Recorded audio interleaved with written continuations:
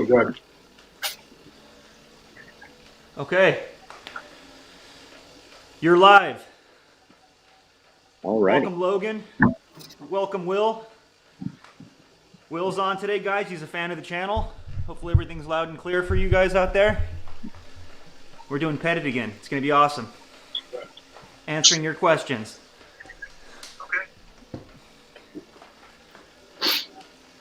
Let me get it pulled up and then we'll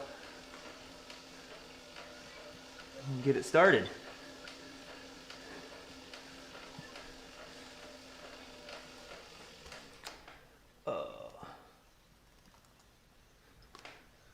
I don't know why in the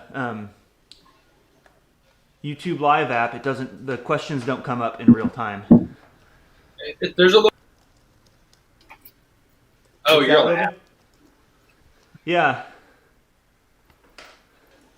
It's a couple second delay, but it's Worried not about bad. starting down a...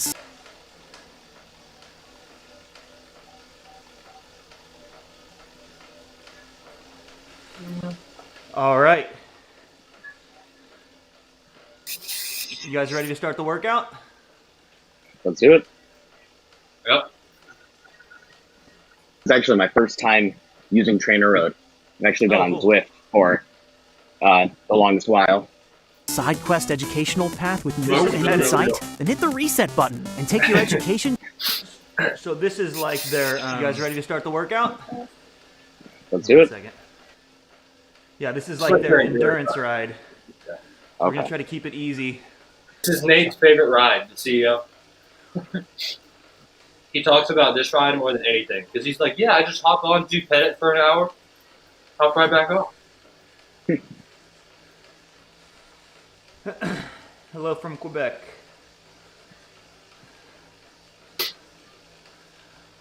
So are you going to use Plan Builder to build out a little calendar? Yeah, I was thinking about it. You know, I was just doing whatever the beginner FTP plan is on Zwift. It's like a 6-week plan. And I'm on week 5. And I've been enjoying it. It's not terribly high volume. It's like 4.5, 5 hours a week.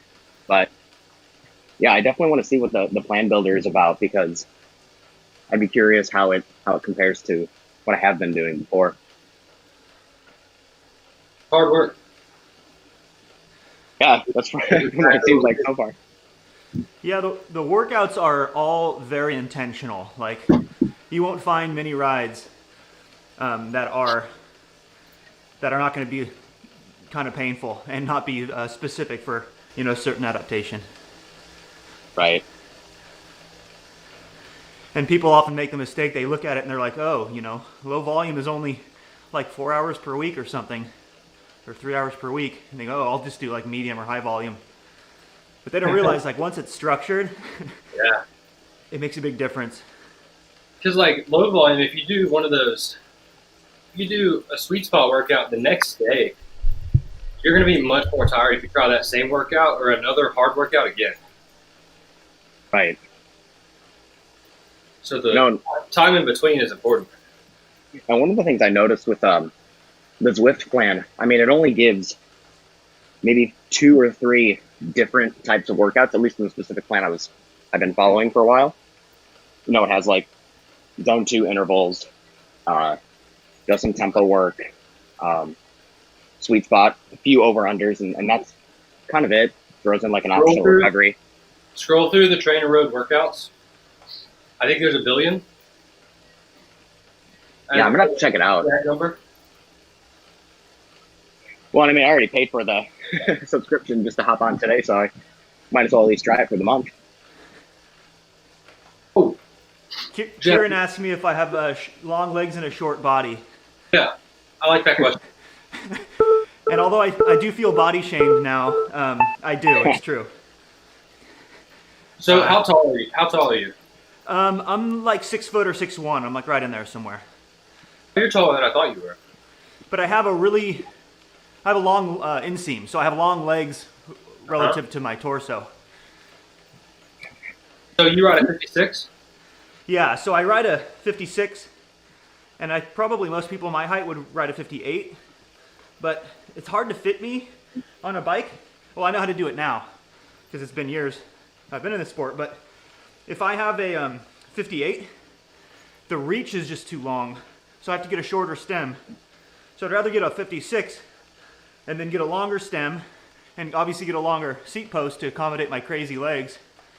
And that fit feels better, I have more control. So I feel like I'm having that issue right now on my 56 because I'm 5'10". I like to say I'm 5'11", but I'm 5'10", and I'm on a 56, and I feel like I need a shorter seat post because I feel stretched out. A shorter stem. Yeah. Or my wife's bike is the same as mine. It's just a 54.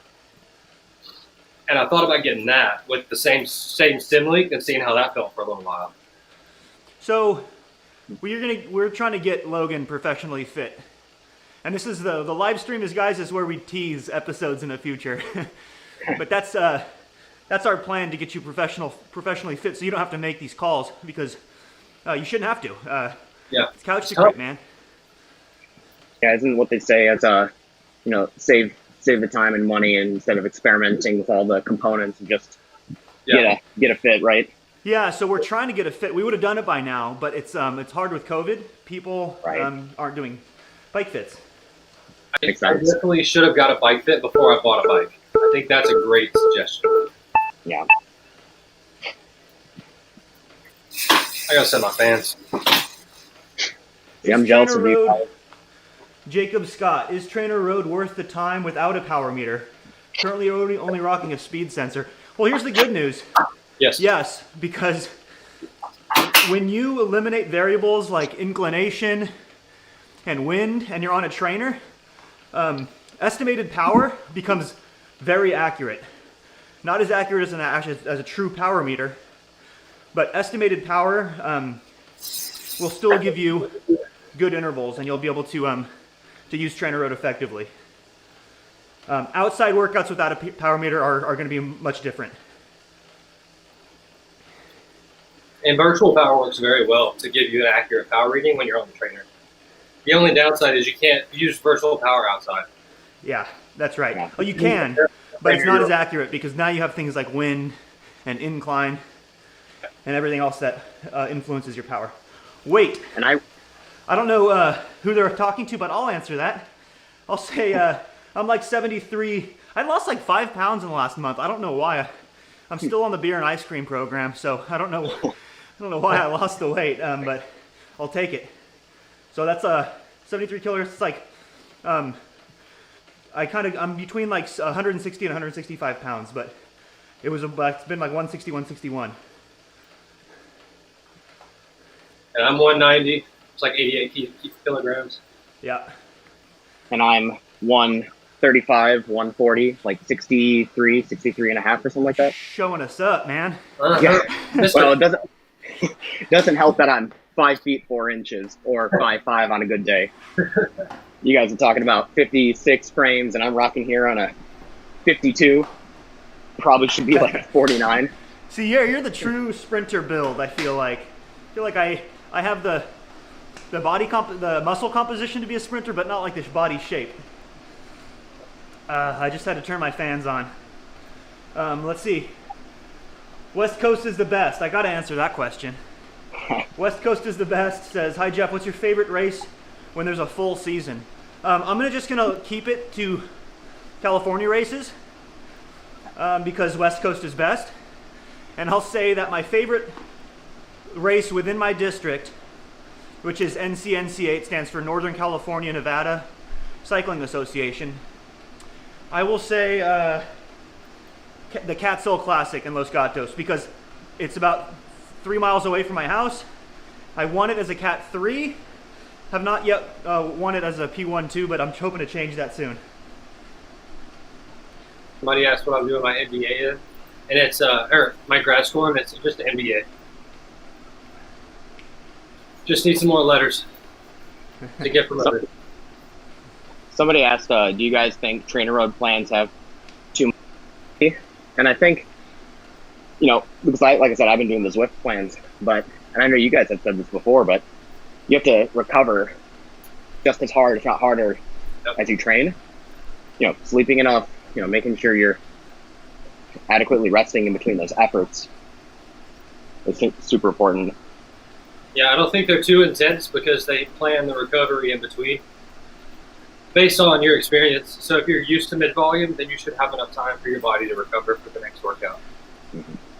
So the point of TrainerRoad plans is it takes the guesswork out. So you shouldn't even have to be answering those questions. Like, is this too intense? I'm wondering.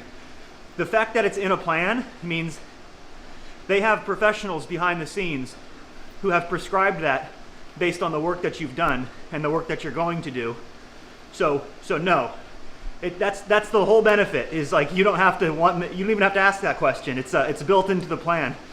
Now, if you feel like it's too much for you, if you personally feel like it's too intense, you've probably tested wrong. You probably need to redo your ramp test and reassess your FTP.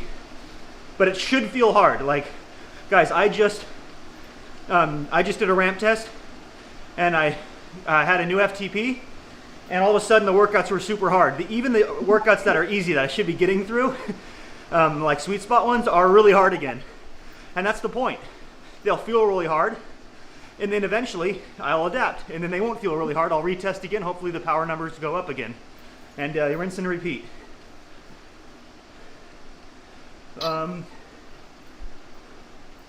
Somebody asked about small ring. We're trying to get to all these. Sorry if we miss it. Ask again if we miss it, because I'm trying to answer as many of these as possible. I train the same gear all the time because I have a power meter. Sorry, a trainer that has what's it called? Erg mode. Erg mode. Thank you. So, no, it doesn't make a difference. I just keep it in one gear, and I never have to touch the shifters at all. It's awesome. Same. Somebody asked too about like big ring versus small ring for erg mode, and I think you guys are on direct drive. I'm using a kicker snap, so it's wheel on, and I do notice if the wheel is spinning in a bigger gear, the erg mode takes a split second longer to adapt power-wise for the intervals. Oh. Now that could change since I'm now using a separate power meter, not the trainer power. So I guess I'll have to report back on what the experience is with that. But that's something I've noticed, at least with the snap. I don't know if it's true for direct drive. I thought I had heard that there's not actually a difference. If the same gear to gear ratio on the small one or the big one, like they've tested people and you can't actually tell the difference, but you're like mentally you feel like in the big gear you're grinding, in the small gear you're spinning. Even so though maybe just more of a mental thing, you said. Yeah, my suggestion, if you have erg mode and you have a direct drive trainer, then just don't cross chain for the sake of your equipment. So I have it in like the middle of my cassette in the small ring, and it's fine. It's same. Yeah, I'm not getting chain rub or anything like that. It's really just noise control. Why do I have pain on my lower back? Because you probably need a proper bike fit. That's the short answer. But yeah, how post-Rona training was going. And since I waited like a week after I got over it, I really haven't felt too much like worse. It's been fine. I don't think it's been affecting me as far as completing the workouts and making them harder. But I have, because this guy said he had some friends that had fatigue issues or heart issues training afterwards, like high heart rates, I guess. And I've definitely heard that's happened to people. Like one of my other good friends got it around the same time I did. We went to play football last weekend and he was dead. And he's more in shape than I am. So I think it affects people differently. Be careful.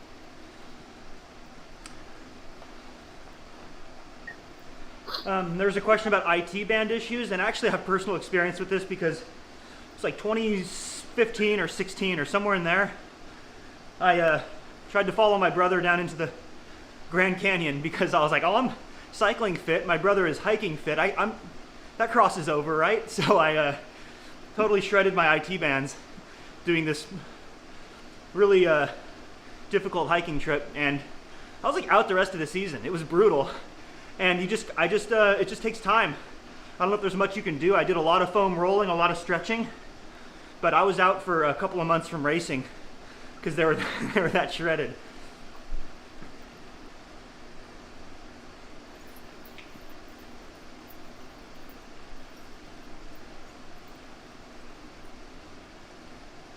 Oh, there's some crazy theories on chain rings and stuff like that. I wouldn't overthink it, you guys. That kind of makes sense, though. Austin Grady says, so the larger gearing equals more flywheel speed and harder for the wheel or trainer to adjust to the wattage in erg mode, which kind of makes sense, actually. But Yeah. I have no problems in the small ring, like mid-cassette, like I said. That's where I'm at. Someone's asking Jeff, where's the, I think this is for Logan specifically, where's the base work? Why would you immediately start with hard intervals before having some sort of endurance? Logan, you got Thoughts? that one? I have a lot of thoughts. I think I got it. You correct me if I'm wrong. TrainerRoad sets the base work as basic. They basically try to replace those long, slow rides. So you're doing an hour of sub FTP, like sweet spot work, and the rest intervals in between allow you to complete that, and that builds your endurance because your body essentially feels like it just did an hour of sweet spot, or an hour sweet spot, which translates to the long, slow rides and kind of just replaces those. Go ahead and fill in the cracks, Jeff. You know the answer to that, but I think that's kind of what they're aiming for. I'll just elaborate on what you said. So the short answer is he's doing base work. That's what you're in right now. A hard interval is, I mean, hard is a relative word. Your intervals are still like 20 minutes long or something. Yeah. And they're far below his threshold. So we're targeting very specific energy systems, and those are endurance. So those are base endurance energy systems to increase his aerobic capacity. So that's base work. It's base work that doesn't take 25 hours a week to develop. It is very structured, and it's for all athletes, but in particular, it's for the time-constrained athlete. So, yeah, he's not doing, they're hard intervals, but they're not hard intervals, if that makes any sense.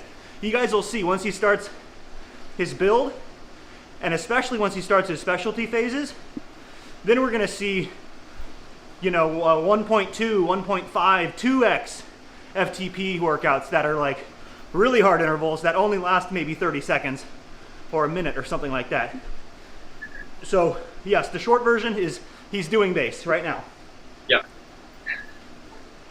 Someone asked, how can you stop getting frustrated because of a big headwind? Turn around. Tailwind. Yeah. Just turn around, bro.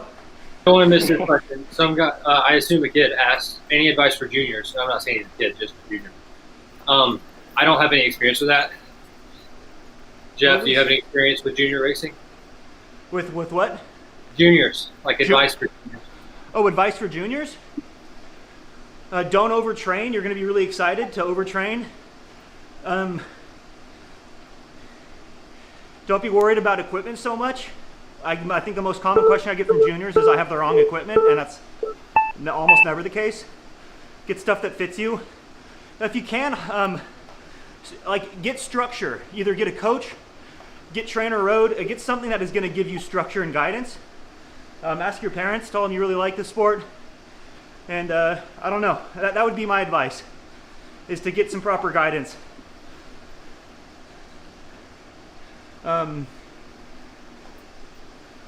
Will we see more of Sam in future races, or tell him to come more with you? My teammate Sam, I'm assuming. Yeah, I hope so.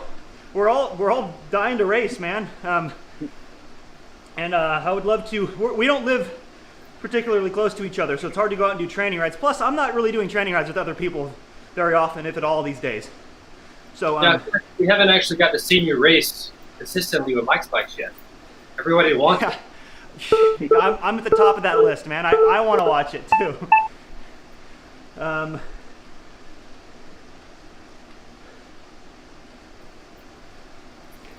Troy's asking about lower back issues, and I mean, no, so the answer is no. I haven't experienced the specific pain that you're talking about, Troy. But I would say get a proper fit, and if you have a ton of weight on your hands, that's like an easy way to determine if your fit is like the simplest way to determine if you have the proper fit. If you have tons of weight on your hands, you probably don't have a good fit. I have some weight on my hands, but I'm not like crowded over the bars. Can you do the test? Like this? Yeah, I've heard that's an easy way to tell if you have too much weight on your hands, if you're leaning too far forward. Yeah, so I guess I can. Yeah, you're good. I think mine's a little far forward because I shift forward. But I do too. But pushing on the pedals helps, and just a little bit of core tension. Not much, but a little bit will keep me in this position. Don't feel like you need to slam your stem or get into this super aggressive position because you'll end up with problems. Let's see, I'm losing track of the questions here. You're good. Hey, do you follow the optional drills in TrainerRoad? No. Kind of like single leg drills or high cadence drills? No, I don't, but if you're new to the sport, I would suggest that you do that. Yeah, I do. You do, Logan? Very cool. What's up, gas station? Good to see you, man. Somebody asked, are you guys working on other crit skills now besides raising FTP? And I think, hopefully once COVID's less of a thing, I'm sure that's something you'll incorporate for Logan. But I think it's really hard to work on a lot of those things like drafting principles and all those group skills without a real group. Totally.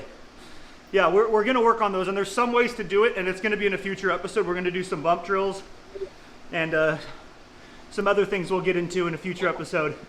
So I'll be trying to teach you guys how to develop those skills without being in a group. But like you said, it's the gold standard is if you want to prepare for a race is to join a race or join a practice race or a competitive group ride. Power pedals versus traditional power meter. We're spoiled these days. It's all good. Like, you can't go wrong. If it's a true power meter, so don't fall for one of those that is estimated power. I know there's some power meters, quote unquote, on the market that are estimated that like will take the wind and the this and the that and then make a very loosey-goosey estimation of power. Stay away from that. Spend like another $100 if you have it and get something that has true strain gauges in it. Here's a question I can answer. What bike do you think is the best bang for your buck for social rides and starting racing? I think the answer is the best bike that you can afford within your budget. I was riding on for a couple years, very casually, not super seriously, like a early 2000s Giant something or other. And it was too big. It didn't really work, but I bought it super cheap, put a little bit of work into it, got a new chain, did the cabling myself, and for $250 I had a decent bike that I could just ride around and enjoy. So I don't think you need to go for the top end carbon Di2 Ultegra, whatever. Just if you're starting out, just whatever bike that you can get out and enjoy. Yeah, Logan's on the lowest base model Olay, and I started on a similar bike. I started on a Fuji Roubaix, and this will be the topic of our next episode, I think. Well, the next from the one that you guys will see. We already have one that's pretty much ready to go. You'll see it in the next few days. But yeah, I would say the only part that I would say, Will, based on what you just described, is like make sure it fits. Right. And you can make a big bike small if you want by getting a shorter stem and all that. But if you're really new to the sport, there's online, calculators that will tell you the right bike fit based on your height and your inseam and that sort of thing. That'll get you ballpark. Start there, get a bike that fits you, that's within your budget, and then you don't have to jump up to super high-end equipment. I also found that make sure it fits, but buying used has been the best way for me to find a bike, because there are so many good deals that you can find. And a lot of the time, especially with all of the shortages in supply, there's a lot of people who bought a bike, thought they were going to be super into it, and then are selling it, 5 rides later because they realize they're not into the sport. especially this time of year. You have a bunch of New Year's resolution bikes on the market, I'd imagine. Well, bikes in general are hard to find right now. I need to get a gravel bike. I'm getting a gravel bike. You guys will see. Got some really cool content coming. What's the easiest way to find out what kind of rider you are? I haven't raced much. This is Ethan asking this. I haven't raced much, but at first everyone thinks they're a sprinter. I did too, but then gravitated to a TT guy, but still don't know. There is an easy way to test this. Well, easy. You could find out in a day. How about that? Go out and do 4 all-out efforts. Starting with the longest, it's a 20-minute. I think there's an order that you could do it in. I don't know if it matters very much, but 20-minute effort, all out as hard as you can. 5-minute effort, as hard as you can. 1 minute, and then a 15-second. And you'll build what's called a power curve. We're gonna have Logan do the same thing here shortly, once his power meter comes. You'll get a power curve, and you'll see, based on your weight and based on the results from your efforts, whether or not you are more towards the short duration, high intensity stuff, or the longer duration, TT climber sort of stuff. So that'd be the easiest way to do it. But hey, things change though. Like, that doesn't mean, say you test like me and you're like, ooh, I suck at time trials and climbing. I should only be a sprinter and only work on that. First of all, you should work on the thing that you're weak at, but also your power curve might change as you develop as an athlete.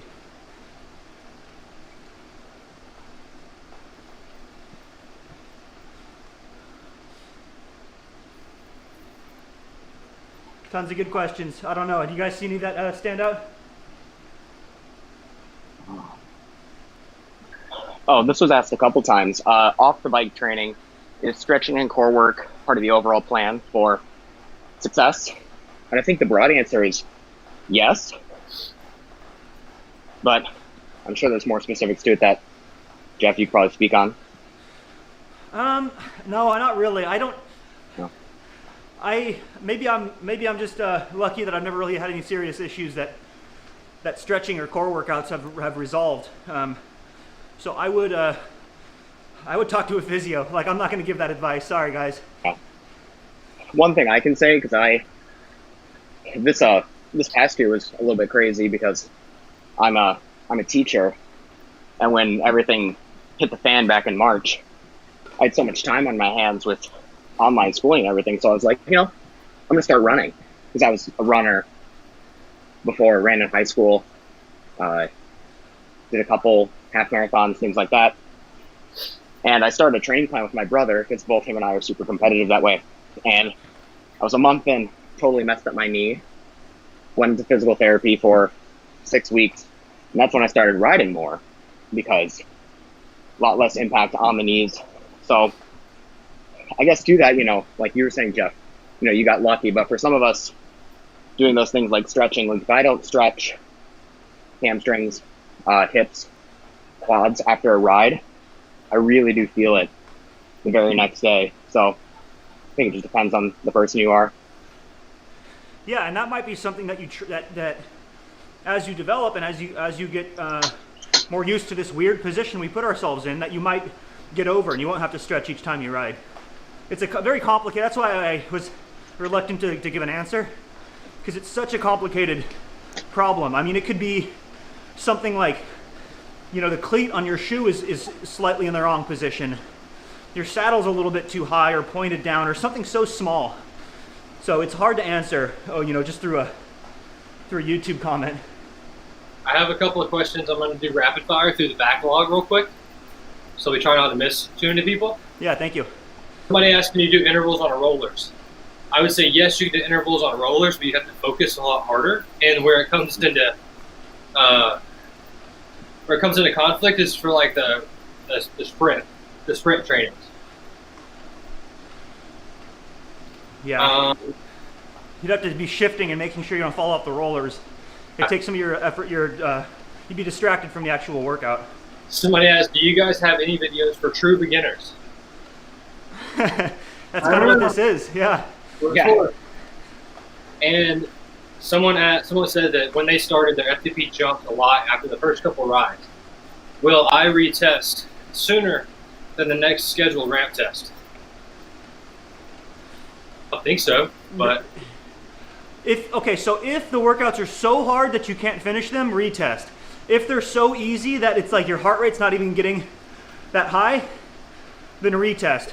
You're gonna know based on, so you test, and then your prescribed workouts based on your ramp test. So those first few rides are going to be a true representation of how hard the effort should feel. Now, if you do a week's worth of that, and then all of a sudden, your heart rate's 20 beats per minute lower or something crazy, then a retest. Because you're probably not getting the training adaptation. But I find that very unlikely. But I congratulate you if that's the case. That means you're developing really quickly as an athlete.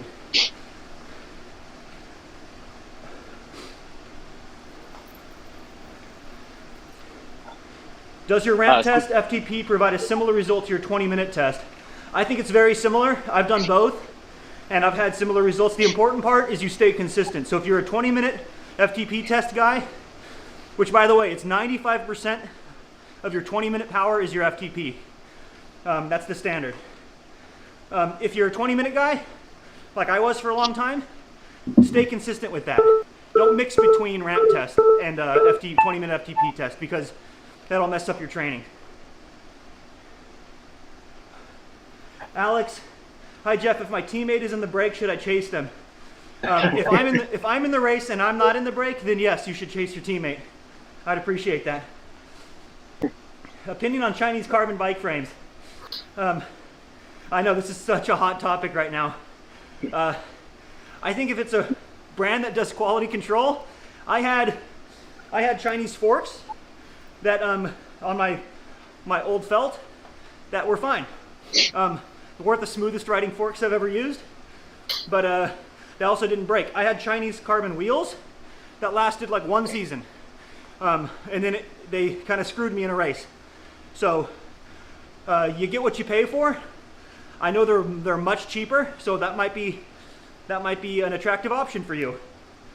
I would get one from a reputable brand that other people have had success with, though. I wouldn't roll the dice. Because you got to imagine, guys, 50 miles an hour down a hill,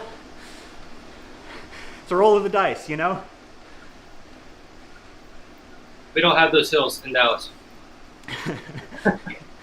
Okay, monster tailwind down the overpass.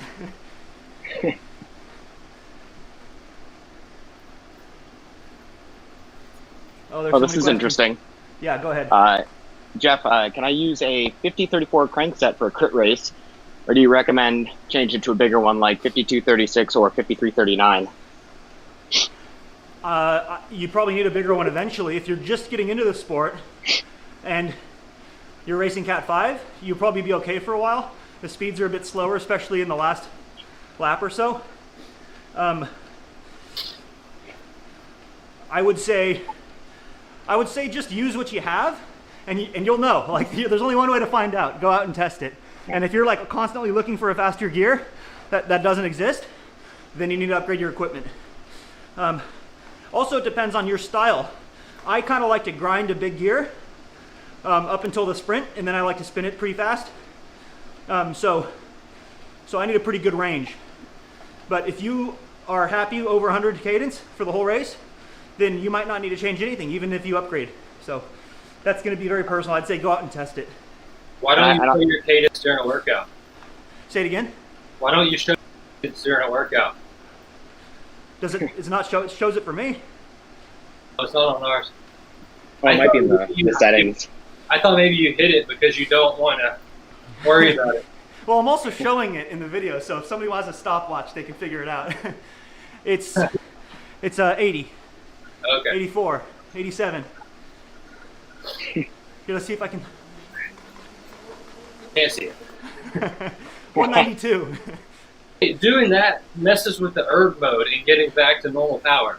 So I had to work out where it was over-unders, and I got up to the high one for 30 seconds, and then I couldn't get my bike back to like the base until the next under because the roller was trying to slow down, and I started pedaling again, and It was all jacked up. Yeah, Figured. the cadence throws it off temporarily. It'll come back to normal eventually. I love you too, Solma. Hi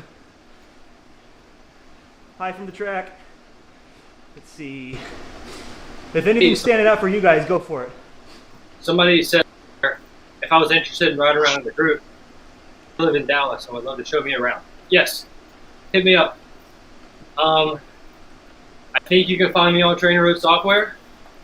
You can also find me on Strava. I don't want to throw my number out there right now, but just reach out and we'll get together.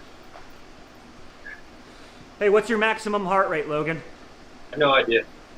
I think I've seen it up to 170, mid 170s, but I don't know what it actually is. I think yours is higher because I see you hit that number in your workouts fairly regularly. I guess we should check my old ramp test. That's mild euphoria asking. Yeah, your old ramp test would be a good spot to get a pretty good idea. Let's see if I can check it right now. Will, what's your max heart rate? Highest I've seen at peak, at least in the last year, was like 192. Okay. But it's so I have a question then.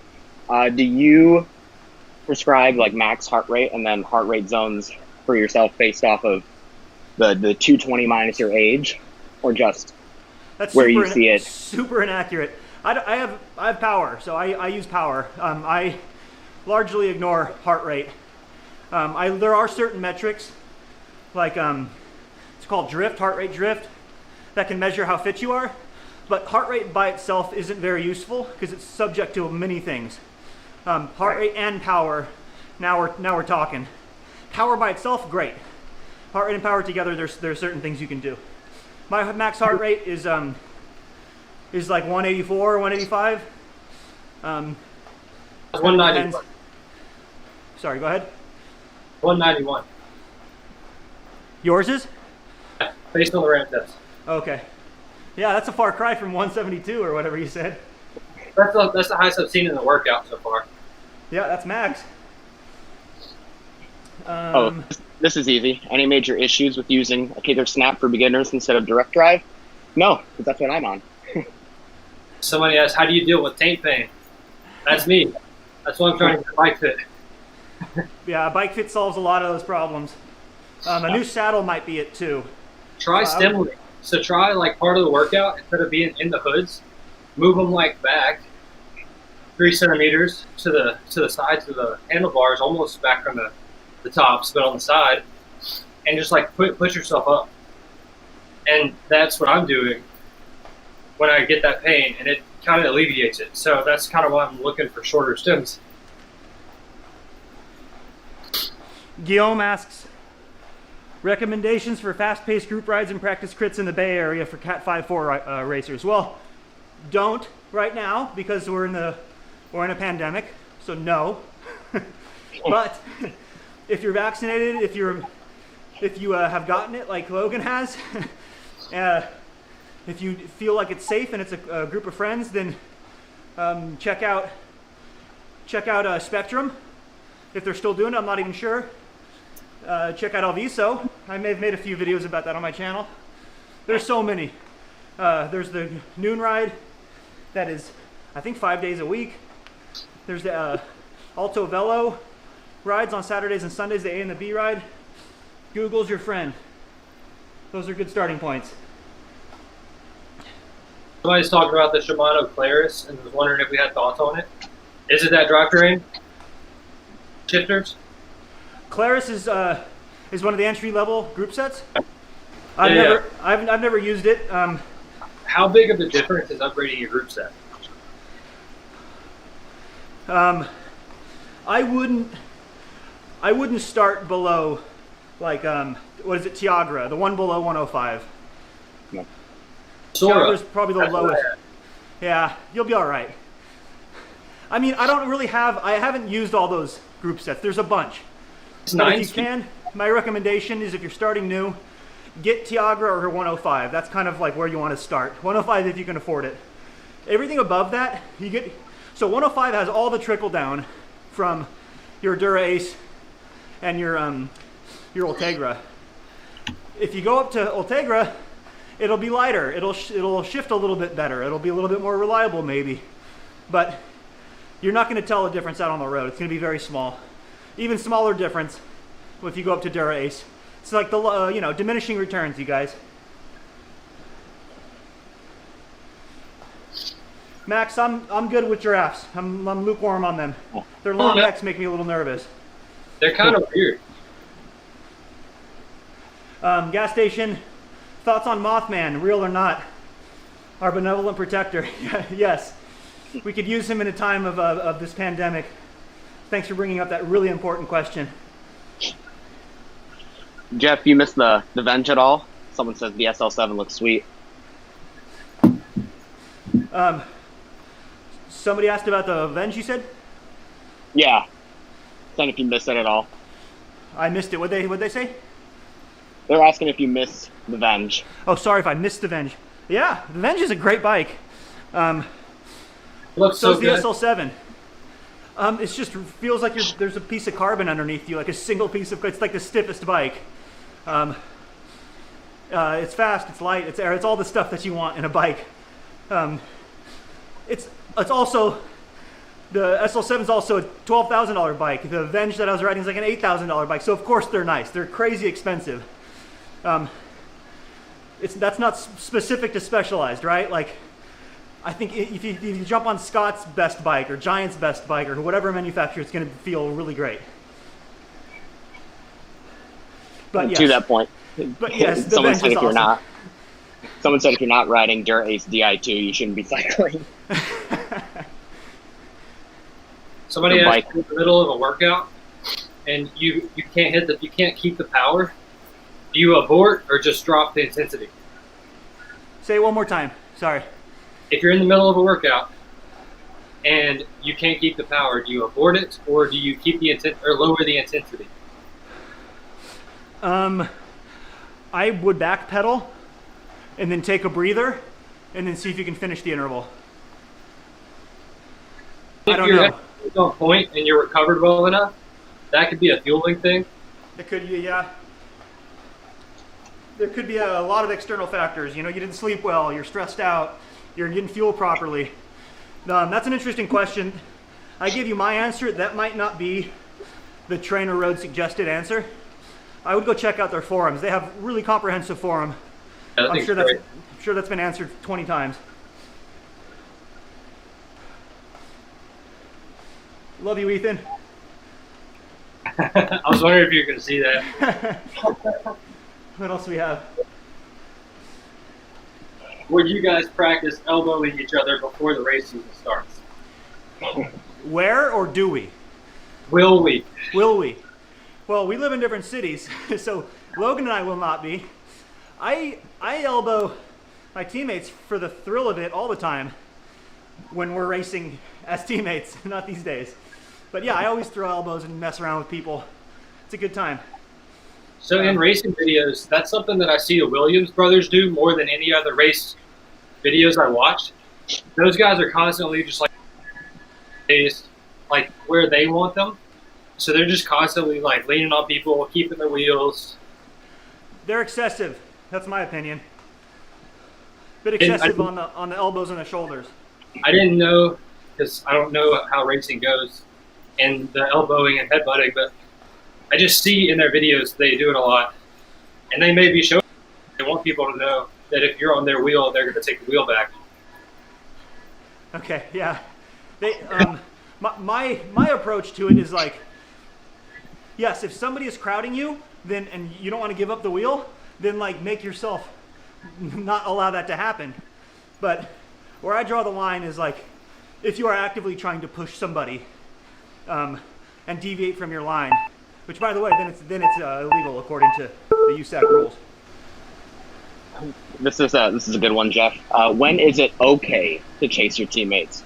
Are there any situations, like for example, your teammates can't complete the breakaway group, etc.?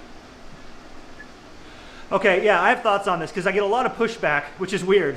When I tell people don't chase your teammates, I get a lot of people saying, yeah, but sometimes you should. And there are like very rare cases where I think it's okay. But like, I can think of maybe one example where it's actually happened. So first of all, let's talk about the one that's mostly discussed on my channel, which is, should I chase my teammate back if he or she is in a breakaway, surrounded by other sprinters, and knows for sure they cannot place well or do well out of that group? So my first question is, well, then why are they in that group? And also, if they're in that group and they know they can't win from it, they got there by accident, whatever. Let's get past that first part. They shouldn't be rotating in that group and doing work. They should be sitting in and trying to sabotage that breakaway. Or the opposite, counterattack it and try to go solo, or drop the sprinters that are in it. Like, you have to put yourself in a race-winning position. And this hypothetical situation, they're not in a race-winning position. So I would trust my teammate to know what to do.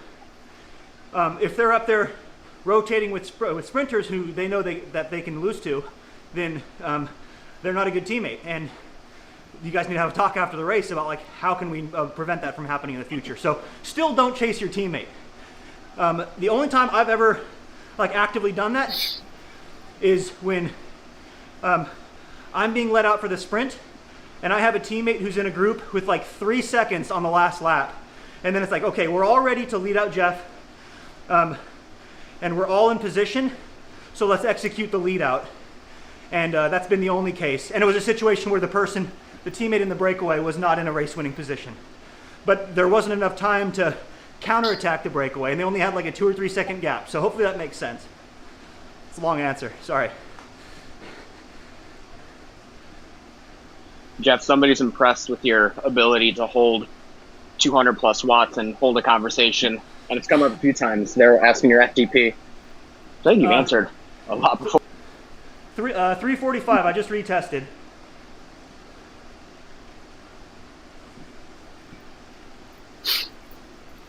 Gas station said something about throwing his knee into Justin Williams.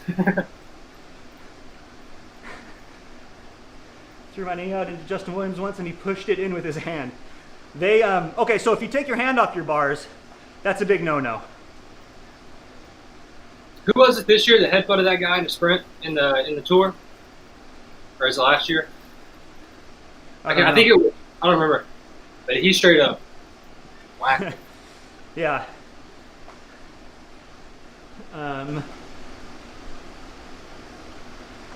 Any tips for staying comfortable during longer trainer sessions? Yeah, I just read that too. Over 1.5 hours. At first, I thought this said 5+ hours.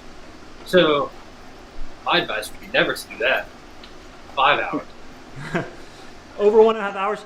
Do what I just did. You got to get out of the saddle every once in a while. Yeah. Just like it's outside. That's the biggest thing I noticed going from outside to inside is when you're in that stationary position for a long time, you have to get out of the saddle every so often just to make it a little bit more comfortable.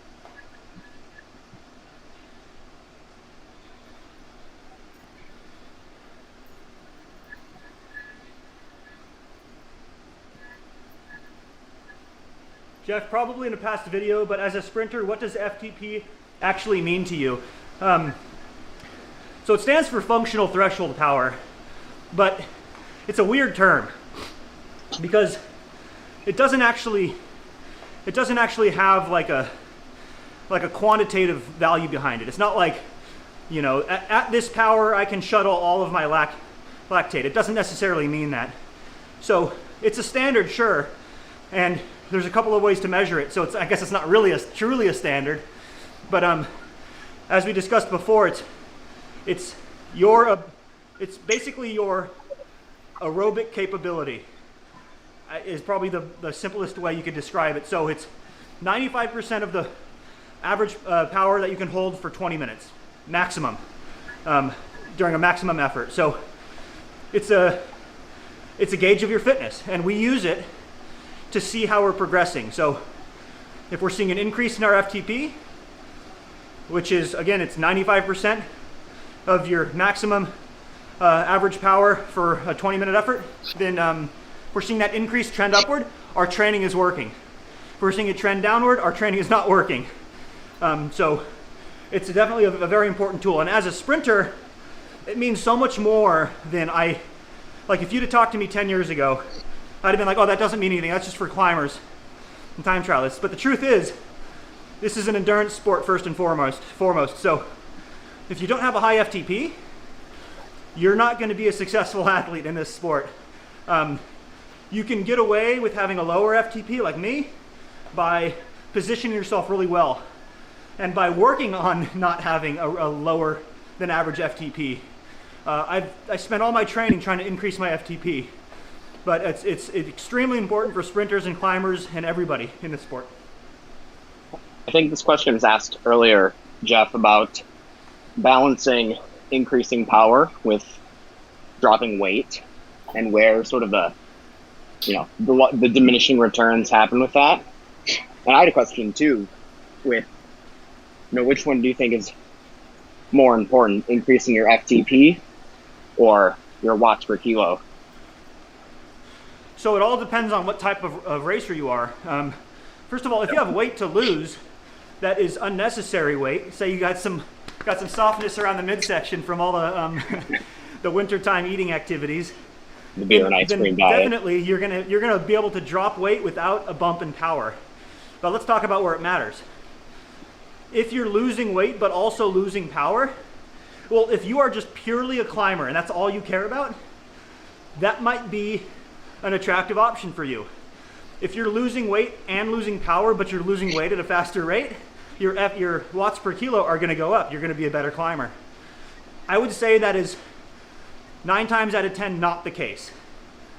And also you're walking a dangerous line between under-fueling, overtraining, under-resting, overtraining, and that's a really difficult line to walk. We just spoke with a nutrition specialist, USA Triathlon Level 1 coach who answered all these questions for us, and we're going to be posting that video in the next couple of days on the channel. But that's the long and the short of it. Fuel your rides. Like you have to have the energy stores on board to complete the workouts. That's most important. People often think that they're going to lose weight on the bike, but that doesn't make any sense because we're always operating at a deficit. We get into this in the episode I'm about to release, but you're always burning more calories than you're able to take in. So eat as many carbs as you can while you're on the bike, and work with a nutritionist if you're actually trying to actively lose weight and increase your performance. Somebody asked me how to find me on TR and stuff. Just my last name's McPherson. So if you just search Logan McPherson, Dallas, Texas, I think I tried to search myself, and there's not too. I don't think there's any more. So it should be pretty easy. Gas station says, when I was mad skinny, no power, started eating hot dogs, had mad more power. So I think it's true. Like, if you're looking for the quickest answer to like weight and power, if you're training and you're fueling properly, like your weight might go up, but your power is going to go up much more. So it's usually better if your weight and power go up than if both are going down, because one is an easy equation, your power is going up. The other one is like, well, which one's going down faster? It's a dangerous game that could lead to like an eating disorder or something. I wouldn't recommend it. Cadence self-selected while you're on erg mode. Yes.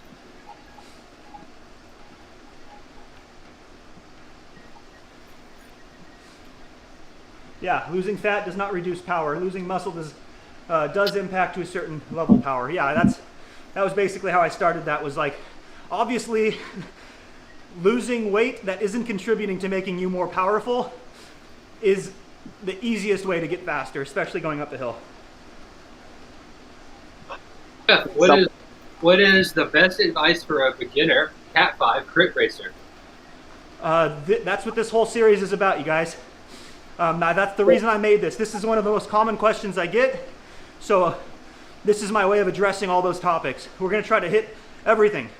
And the videos will live on YouTube. So you can always go back and watch older episodes and, be like, oh, how do I, eat right? And that will be an episode that's available to you. Someone asked, what are the best things to upgrade on your bike or your equipment based on value for money? And this one just stood out to me because I've seen these TrainerRoad ads that show like the cost of using TrainerRoad for a month versus a set of carbon wheels, and saying that you can get a lot more fit just, getting on the bike and using what you have. I made a video series that I still want to expand on later, but I made like with 3 of them or 4 of them about dollars spent per second saved. That answers this question. Like, where's your money best well spent? And so I did a helmet, I did wheels, and then I did I did the bike itself, and then also I did position. And far and away, the best thing you can do is train yourself to go from riding like this to riding like this. That saves just tons of time. So stretch. If you can't hold this position, stretch and get a proper bike fit. And that's free or close to free, and you're going to save all kinds of time. Do you like the drops getting low, or do you like putting your elbows parallel on the hoods getting low? I like so like far. we can't see. I know, but I like this. Okay. So I wouldn't do that in a race unless you're on the front. You don't have a whole lot of control. It might be more comfortable. Some people argue it's more aero. You don't have a whole lot of control if somebody bumps into you or hooks your handlebar. So in a crit, I've taught myself to be in the drops for as much as possible. Especially if it's a pretty intense race, I'll be in the drops the entire race. Somebody asked for short and long-term goals. My short-term goals are bumps and power. Each ramp test. I don't really have exact numbers for that yet. Long-term goals is I want to win a race this year, at least one. So that's all the goals I've really set. I haven't given it too much thought. Maybe we can put that into a video because that gives good targets to shoot for. Yeah, so we've talked about this a little bit. Of course, I want to expand on Logan's goal. Logan and I have talked about this a lot more, but it's hard to do an outward-facing public. Logan is going to participate in this race and win because we don't even know if that race is going to happen yet. So we're going to get those answers for you guys as soon as possible. But yeah, I'll just echo what Logan said. He wants to win a race, and we also have some power and watt per kilo goals in mind that we're going to reveal here pretty soon. They prefer holding their forks, actually. More aero. All the way down here. It feels weird because it's like, I feel like my hands are going to get caught in the spokes. But only when you're on trainer. Yeah. I guess you'd have to check the UCI rules on that one. So aero. Steering's hard. You might lose some fingers, but... That sprinter that sprints with his nose like on his tire? What's that? What's that sprinter that sprints with his nose like on the tire? Oh, Caleb Ewan? Yeah. That's what makes me think of. Racing your drops. Gas station knows what's up. And also, you were not supposed to talk about Mothman publicly, gas station. You know the rules. Hey, Jeff, answer Pat's question. Guys, I asked, this is from Pat. Yeah. Pat, I'm not sorry. Pat Y. Guys, I asked a question twice and still not answered. Sorry, man. What kind of crit strategy should I use if I complete VO2 max intervals easily compared to sweet spot or threshold intervals? I don't know, man. What kind of crit strategy should I use if I complete VO2 max intervals? So what you're saying is, I'm good at VO2 max. I'm not really good at threshold. that not sprint? VO2 max isn't necessarily sprint. Okay. I don't know, man. That's a tricky one.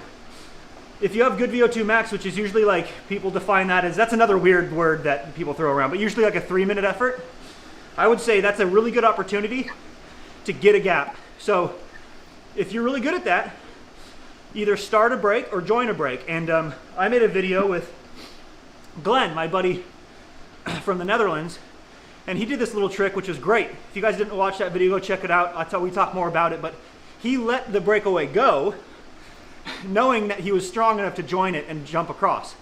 So if you have a really good VO2 max, you can jump across without dragging people with you. So wait for the breakaway to establish itself, but don't let it get 30 or 40 seconds down the road, maybe 5 seconds, and then go full throttle and punch all the way across with your really powerful VO2. And I know that you said you have a pretty bad threshold, but if you're in a breakaway group, you can get away with having a less than ideal threshold if you're good at sheltering yourself, staying aero, and taking minimal pulls on the front. That's a tricky one though, I'm not gonna lie. VO2 max the entire race, Victor says. Yeah, that's another that's another option. Yeah, I would give that a shot. Just get on the front, your teammates are gonna love it. Don't get a fixie bike. That's my advice, Johnny Bravo. Erg mode is great, because all you have to do is turn the pedals. Oh, we're done with the workout. Hey. Good job, guys. Oh yeah. Hey, this is a good one. This might be a good one to end on. Why are we waiting to go outside for the 30 second, 1 minute, 5 minute, 20-minute power versus doing it on the trainer? Okay, I can answer that. We can do it on the trainer. There's no reason we can't. I made a whole video about indoor versus outdoor power because I was getting my teeth kicked in on Zwift, and my sprint numbers weren't there, and I was trying to figure out why. And I suspected it had to do with the fact that my bike is locked in place.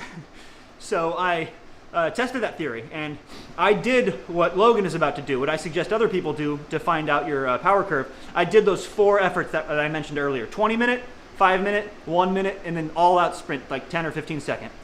And the 20-minute difference between the trainer and outdoor there was no difference. It was about the same. 5-minute, pretty much the same too, although the outside workout was a little bit better. Now, the interesting stuff happened at the 1 minute and the 15 second. I saw a big difference. The outside power was higher, and I suspect, and I stand by this, the fact that I can't use my upper body to sprint when I'm on a trainer because it's locked in place. So sprints, you guys, aren't just how strong your legs are. It is like a full body thing, and it is your core, and it is your shoulders and your arms and biceps. So I want Logan to have an accurate representation of his power curve by doing all of them either inside or all of them outside. And if we do all of them outside, I know the numbers are going to be accurate when it comes to race day. What else we got? He says the solution is change your weight on Zwift to 50 kilograms. Gosh. Zwift. Getting started in road biking on a budget. I think we covered this a bunch of times. You can rewind, James. Let me just summarize it real fast. Buy a bike that you can afford that fits you. Ideally with either Shimano 105 or Tiagra or whatever the SRAM equivalent is. Yep. And speed and sensors, cheap trainer. Say again? And speed and pated sensors and a cheap trainer will get you by just fine. Yeah, that's a good way to get started training for sure. Someone says they've been doing TrainerRoad for 5 months, 3 days on the trainer, 1 day outdoors. How do you deal with getting burnt out on the trainer but don't want their FTP to slip down? I would say if you're doing one outdoor ride, try and just go outside and just ride a little bit. I know that, Jeff, you say that, just the zone 1 and, zone 1 rides, the junk miles aren't the best, but if you're feeling burnt, trainer especially, I think getting out in the real road definitely helps. Totally. Yeah, I got a lot of pushback from people because I was poo-pooing junk miles and LSD rides. But I was taking this from a purely time-efficient training perspective. If it helps your motivation, and it's with you and your buddies and whatever, and there's other benefits to it, then by all means go do it. That episode was strictly about training and performance. Motivation. I found myself losing motivation last year when racing was over. And what I did is you can take a short break. It's not going to kill you, number one. And also give yourself an achievable goal that isn't like I'm gonna have a 6-watt FTP. Don't do something crazy like that. If it's achievable, then you can chase it and you can get close to it, and then you find a motivation again. So an FTP number, a weight number, a sprint number, something like that that's achievable. Helps motivation. Okay, let's do one last one, guys. What do you think? I'll let you pick. All right.